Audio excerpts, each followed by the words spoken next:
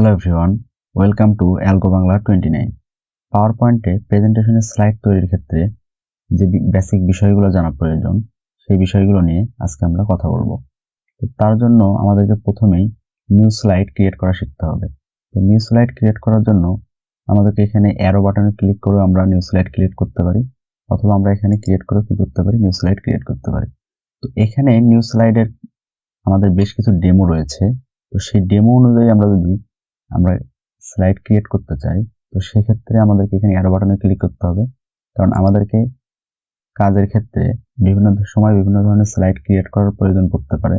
তো সেক্ষেত্রে আমরা এখানে অ্যারো বাটনে ক্লিক করে আমাদের পছন্দ মতো যে স্লাইডের ডেমো, সেই ডেমোটি আমরা সিলেক্ট করে নিব এবং সেই অনুযায়ী কাজ করব। তো আমরা যদি টাইটেল স্লাইড নিয়ে কাজ করতে চাই, তো সেক্ষেত্রে এখানে ক্লিক করে দিব টাইটেল স্লাইডে। তারপরে আমরা যদি কম্প্যারিজন করতে চাই কোনো টেক্সটের অথবা কোনো শেপ অথবা কোনো পিকচারের মধ্যকার, তো সেক্ষেত্রে আমরা এখানে কম্প্যারিজন করতে পারবো। এই যে দুই পাশে আমরা কি করতে পারবো, কম্প্যারিজন দেখাইতে পারবো। তারপরে আমরা এখানে আবার বেশ কিছু ডেমো দেখতে পাচ্ছি, যে এখান থেকে দেখতে পাচ্ছেন। তো এগুলা আমাদের নিউ স্লাইড ক্রিয়েট করার ক্ষেত্রে বেশ কিছু ডেমো ছিল, সেগুলা এখন আমরা দেখব কিভাবে একটি স্লাইড ডুপ্লিকেট করতে হয়। তো আমরা এই স্লাইডটি সিলেক্ট করে দিলাম বোঝানোর সুবিধার জন্য। এখানে সিলেক্ট করে আমরা এখানে অ্যারো বাটনে আবার ক্লিক করব। ক্লিক করে আমরা এখানে আসবো ডুপ্লিকেট সিলেক্টেড স্লাইড। এখানে ক্লিক করলে আমার এই যে কি হলো, আগের যে স্লাইড, সেই স্লাইডটি কি হলো, সিলেক্ট হয়ে গেল এবং ডুপ্লিকেট হয়ে গেল। এখন আমরা আসবো লেআউটে এখানে ক্লিক করে দিলাম। এখানে দেখেন এই যে নিউ স্লাইডের অ্যারো বাটনে ক্লিক করার পরে আমরা যে অপশনগুলো পেয়েছিলাম, সেই সেম অপশনগুলো কিন্তু এখানে লেআউটে আমরা পেয়ে যাচ্ছি। তো এই আমাদের লেআউটের কাজ।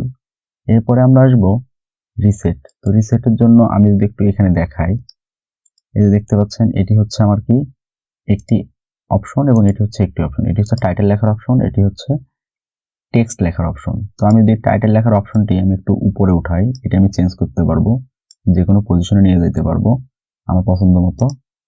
এই যে এখান থেকে আমি আবার ছোট বড় করতে পারবো। তো আমি এই কাজটি যে করলাম, এই কাজটি করার পরে আমি চাচ্ছি যে আমার পূর্বের অবস্থায় ফিরে যেতে। তো পূর্বের অবস্থায় ফিরে যাওয়ার জন্য আমাদেরকে শুধুমাত্র এখানে রিসেটে ক্লিক করলেই পূর্বের অবস্থায় আমাদেরকে নিয়ে যাবে। তো এই আমাদের রিসেটের কাজ।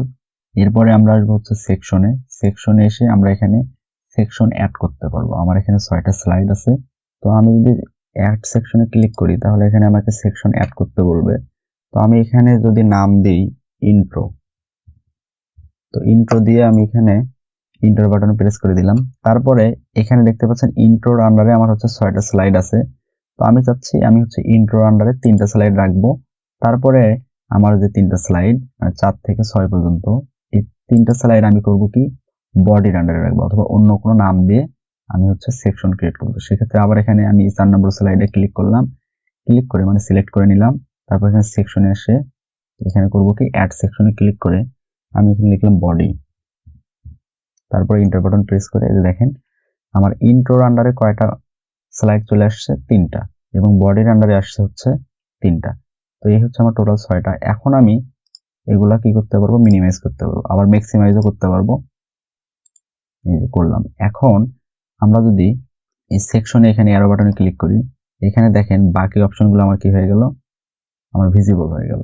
তো এখন আমি এই যে রিনেম সেকশন, আমার এই যে বডি সিলেক্ট করা আছে, এখানে আমি বডি কি করতে পারবো, সেকশনের নামটা রিনেম করতে পারবো।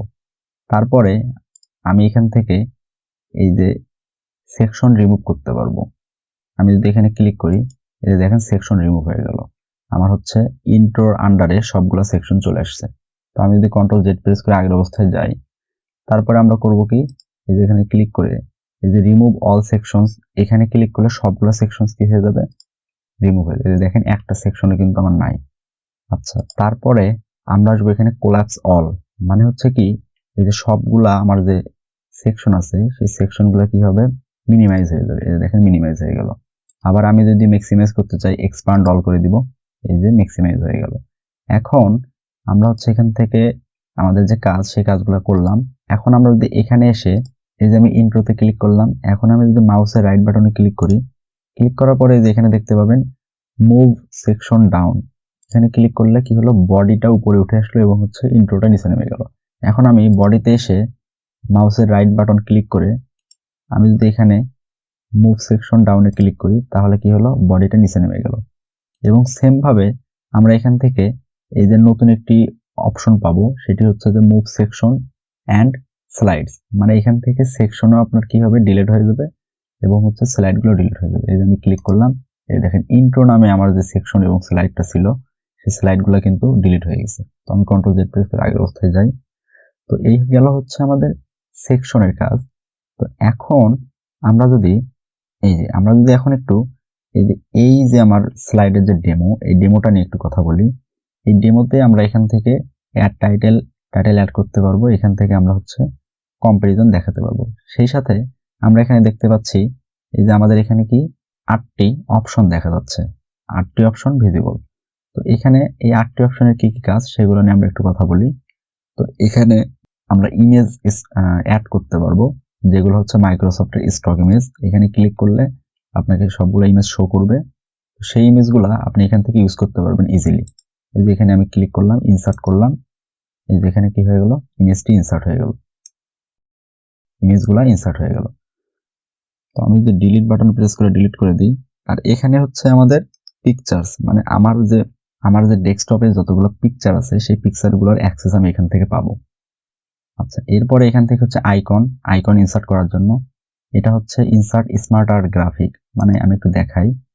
এখান থেকে আমরা কি করব, আমাদের বিভিন্ন যে গ্রাফ যদি প্রয়োজন হয়, যেমন আমি একটু দেখাই, আমি এই পিরামিড দেখাই একটু, ওকে বাটনে প্রেস করে দিলাম। যে দেখেন এটি হচ্ছে আমার কি পিরামিড। তো আমি চাচ্ছি আমি পিরামিড দিয়ে কোনো কোশ্চেন তৈরি করব, অথবা হচ্ছে পিরামিড দিয়ে আমি কোনো প্যাটার্ন তৈরি করে এখানে দেখাবো। তো সেক্ষেত্রে আমি এখানে নাম লিখতে পারি।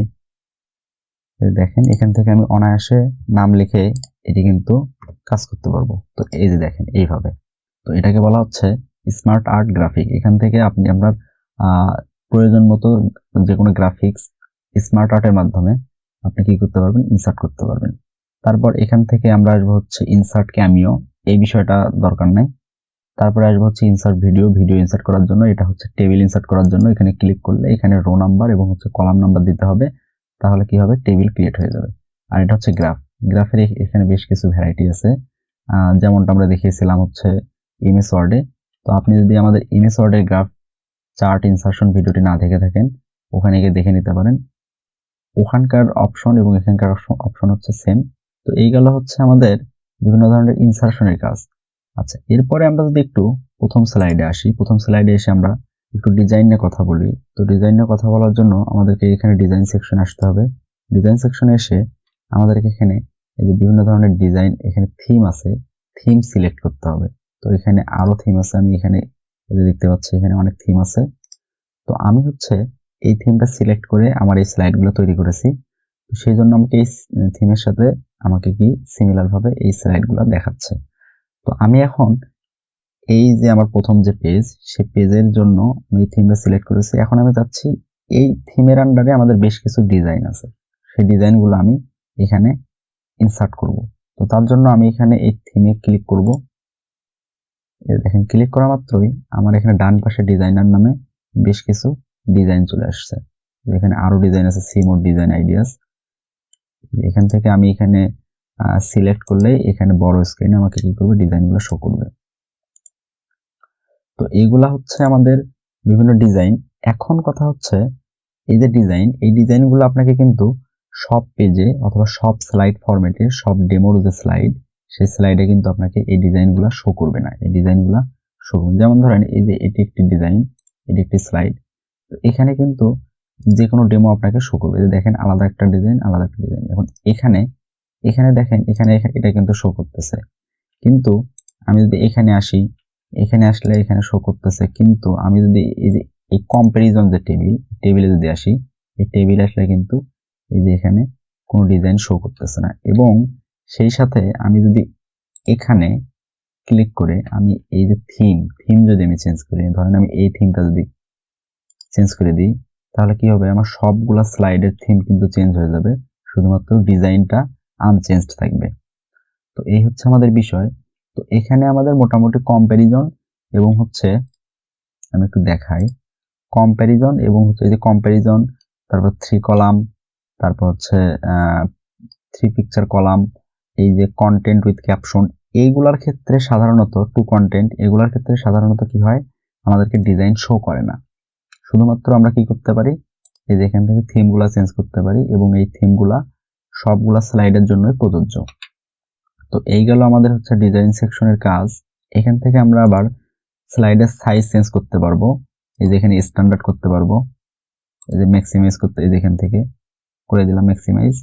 আবার এখান থেকে আমরা ওয়াইড স্ক্রিন করতে পারবো, আবার এখান থেকে আমরা কাস্টম সাইজও করে দিতে পারবো। এখানে বিভিন্ন ধরনের আমার ওয়াইড আছে, হাইট আছে। এখান থেকে আমি পোর্ট্রেট করতে পারবো, ল্যান্ডস্কেপ করতে পারবো। তো এই বিষয়গুলো আমাদের মোটামুটি আনচেঞ্জড রাখাই ভালো। আপনারা যদি চান তাহলে চেঞ্জ করতে পারেন, কোনো অসুবিধা নেই, খুবই সিম্পল। তো এই ছিল পাওয়ার পয়েন্টে প্রেজেন্টেশনের জন্য স্লাইড তৈরির ক্ষেত্রে বেসিক কিছু ডিসকাশন। ধন্যবাদ সবাইকে। যদি ভিডিওটি ভালো লেগে থাকে অবশ্যই লাইক, কমেন্ট এবং শেয়ার করে অ্যালগো বাংলা 29 এর পাশে থাকবেন। ধন্যবাদ।